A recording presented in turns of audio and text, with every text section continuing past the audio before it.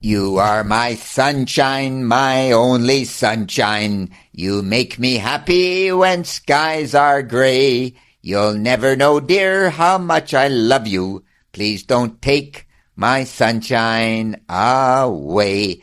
You know, that song was written by Charles Mitchell.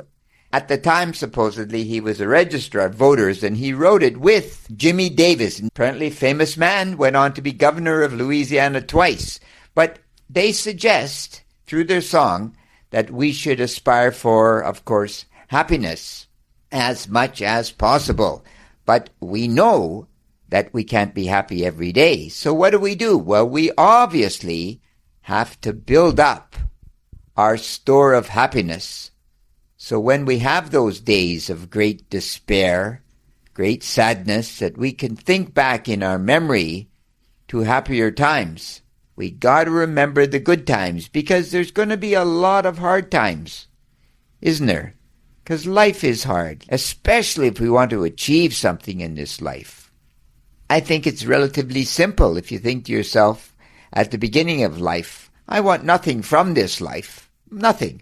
I just want to thump along and see what happens and then die and be replaced by another individual.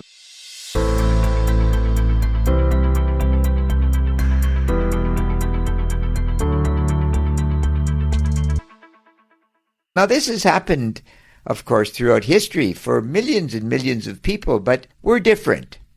Why are we different? Well, I think we live in the age of everything, don't we? And we know everything. Through our cell phone, through the technology, we can see all the possibilities that really exist. And then it's up to me. If I'm truly willing to put an effort into my life, I can achieve something, can't I? I mean, we all know this. This is nothing original at all. I can achieve something in my life. I can find a modicum of happiness if I'm really willing to struggle, because life is hard, like I said earlier. So what do? Well, I think at the very beginning, we have to be somewhat quiet for a period of time and thoughtful. We have to reflect on, why am I here? Me, the frail me, given whatever body type I have, whatever sex I have, whatever ethnicity, whatever race I have, whatever society I'm born into, country, etc. Me, the unique me. Why am I here? And I think if we sit back for a moment and we're a thoughtful being, we will realize I'm here for a reason. It's just not some arbitrary error that I ended up to be on this planet. Because I could have been really a cockroach, or I could have been a rock, or I could have been a spider or a snake, another human being, but I am me, the unique me.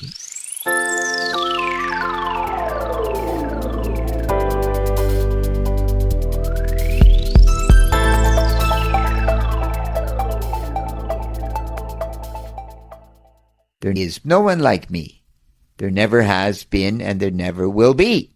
But then we come to the next point. What is my mission? Well, I don't know. How could I possibly know? This is where we have, of course, the notebook. We have to begin to talk to the self. Who's my teacher? Myself. I must learn to talk to me. No choice. And once again, this is not revolutionary, it's just the truth. The Stoics, for instance, and many philosophers tell us that this is what we have to do. We need those moments of introspection, self-analysis, doubt, and we have to be a critic of the self. Because we can't say, I'm perfect, look at me, I'm so beautiful, I'm so smart. Only the fool does that. Because we have a lot to grow, don't we? And then, at about 20 or 25 or 30 years old, I will uncover my mission. Now, it could potentially be the wrong mission. I'm fooling myself initially. I think perhaps I should go on a certain path when it undoubtedly goes in a totally different direction. But I think through prayer, introspection, trial and error, I will discover, wait a moment, my wrong path. A long time ago, many years ago, I was sick in an evening, and I thought I would just stop for a moment and talk to a physician. So there happened to be a doctor's office still open.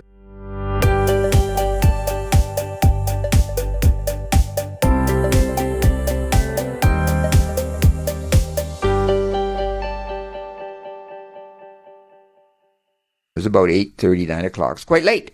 So I went into this doctor's office. They were very gracious, took me in as a patient, and then I sat down for a bit. The doctor's speaking with me. People like to chat, and so I find out he's got 2 daughters, and et cetera, et cetera. So I say to him, "Gosh, you must love being a doctor."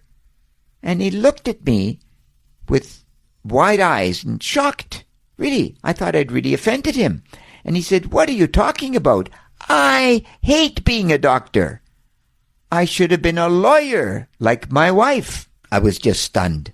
And then he offered me medicine, and I very graciously refused because I was afraid. I thought to myself, my God Almighty, would you take medicine from a doctor who hates being a doctor? And I said to myself, why at some point wouldn't you have realized that your mission was not to be a doctor and get out of it? Why would you spend 6 or 7 years educating yourself at something that you hated? Sounds crazy, doesn't it? Truly crazy. So what is my mission? I must find out what it is. And then the final question, of course, is what happens when I leave here? What happens when I leave here? Where do I go? I must discover my own peace with God. And I certainly give no advice in this area, because this is an individual journey here, for sure. But I think the point is that as we go along this path of life, we need to remember those magical moments of sunshine, because we're going to have a lot of dark days, aren't we? For sure. Those moments of sunshine, those lost romantic feelings, those perhaps moments that we were just so wonderful, are going to steel us for the journey forward. And then we can proceed, and then we will live the contented life that all of us deserve. But like Aristotle tells us, happiness is a journey to the ultimate end, to infinity. So please plan to enjoy those magical days when the sunshine just washes over us. And you know what they say. You know what they say. Critical thinking is necessary, especially when you want to bask in the sunshine of the moment. And critical thinking is great. It's truly great. Please take care. God bless. Bye-bye.